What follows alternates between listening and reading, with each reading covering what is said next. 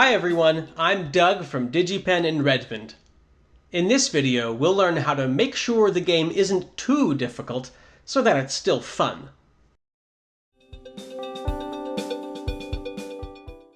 What makes a game good? It depends on the game and on the person playing it. Some gamers love to discover. They prefer a game with a vast landscape full of mystery that they can explore, uncovering ancient secrets and finding lost treasure. Some gamers prefer the fantasy of feeling like a citizen of the game's world. They want to meet its characters and get to know them, helping their neighbors with their problems as they handle problems of their own. Some gamers love a tough challenge. They'll never back down from a difficult task as long as they believe the game they're playing is fair. There are many different kinds of games, and many different reasons that gamers have for playing them. But there's a dangerous mistake that's easy for a game designer to make. The designer might think that a harder game is always better, leading them to make their game too hard. A difficult game can be great for people who like challenge, but challenging the player is only one way to make an experience fun. Games like Scratch Invaders are usually made with challenge in mind. But remember that a challenge must be fair to be fun. How do we alter the difficulty of a game? There are two main ways. We can change its numbers, and we can change its code.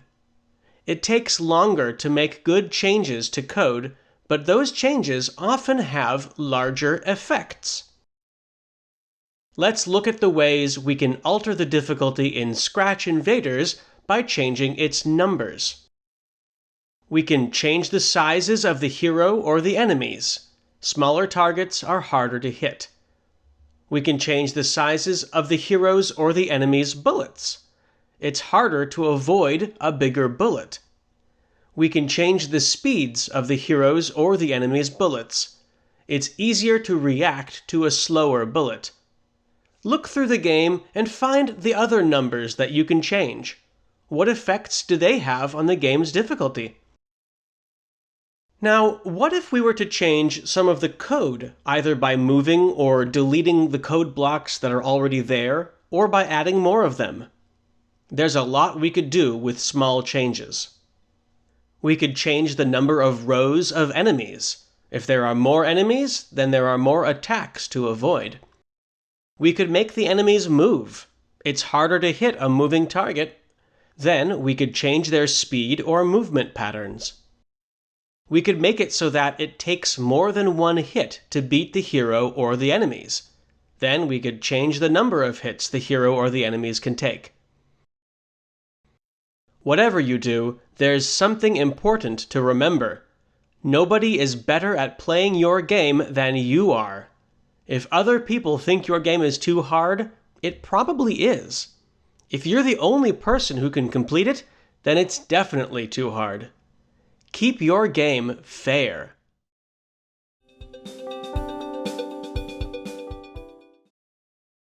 There are some important changes we should make to Scratch Invaders before you can focus on difficulty. You may have noticed that you can only have about 9 bullets on the screen at once, but actually, Scratch's clone limit is much higher than that. The reason you can't fire more bullets is that there's a feature we didn't have time to implement before. Load what you've already done in that project, or visit the link in the description below, and then click the See Inside button. To begin, select the bullet sprite in the sprite pane, and take a look at what's happening right over here. When the original bullet receives the Hero Shot event, it creates a clone of itself. What if the player shoots again before that clone disappears? The clone also receives that event, and it creates a clone of itself as well. Clones are cloning themselves, and this is a problem, but it's easy to solve. Click the orange Variables category on the left, and then click the Make a Variable button. Name the variable is a clone, and make sure you select the For This Sprite Only option. The original bullet will initialize this to false, and then each clone will set it to true.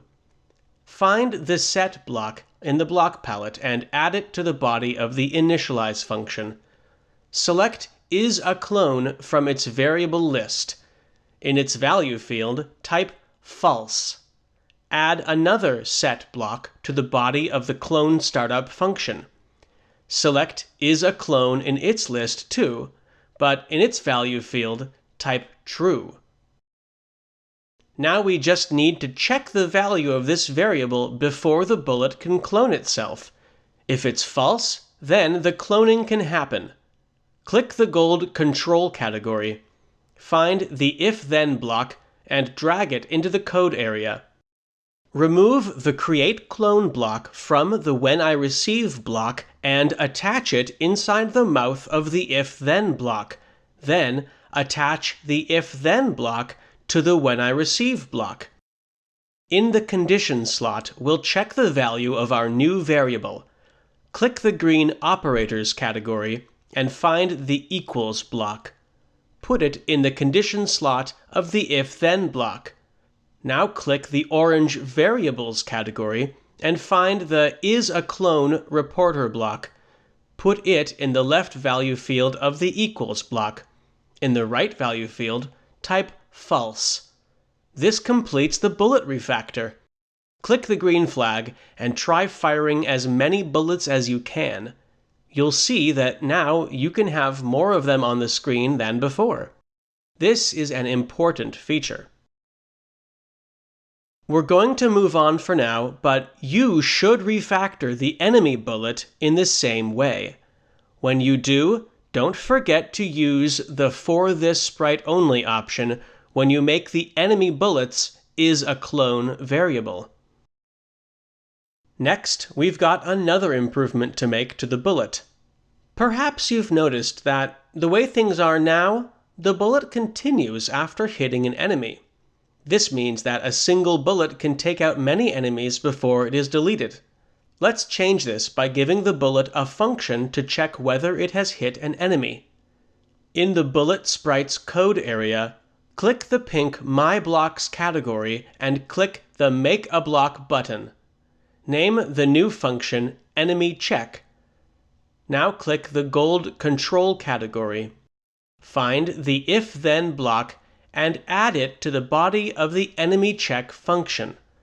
We want to see whether the bullet has collided with an enemy, so click the light blue Sensing category and find the Touching block.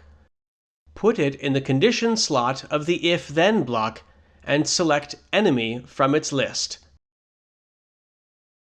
This if-then block checks whether the bullet is touching an enemy. What's next? Well, you might think that the next step is just to add a Delete This Clone block in here. However, it's not quite that simple. Recall that the enemy is also going to delete itself when it touches a bullet. In other words, anytime the enemy's condition is true, the bullet's condition is also true. It's hard to guess which one is going to be checked first. It's like a race, and we don't know who will win. When the same event causes two separate reactions to occur and it's not clear which one will happen first, we call it a race condition. It's wise to avoid race conditions in programming. Here's how we will get around it in this case. Click the gold Control category. Find the Wait block and attach it inside the mouth of the if-then block. In its value field, type the number 0. Now find the Delete This Clone block and attach it to the bottom of the Wait block right here. Using the Wait block at all, even for just 0 seconds, will cause the bullet's code to run after the enemy's code. Now we just need to call this function. Click the pink My Blocks category. Find the Enemy Check block and attach it to the bottom of the Boundary Check block inside the mouth of the Forever block right here. Now click the green flag to try out the game. The hero's bullets are deleted after they hit an enemy.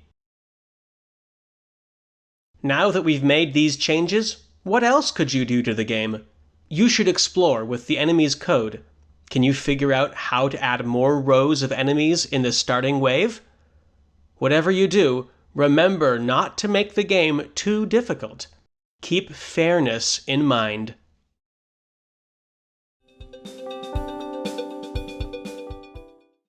Let's recap what we've learned in this video.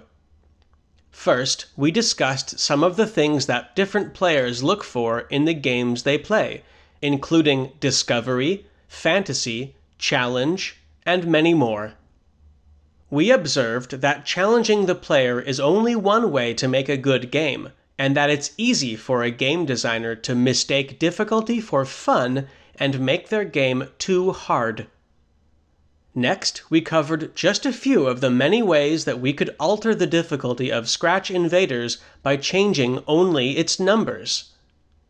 Then we talked about how to alter its difficulty by changing its code too. Finally, we refactored some of the code for the bullets in Scratch Invaders. Now it will be easier to tune the game's difficulty.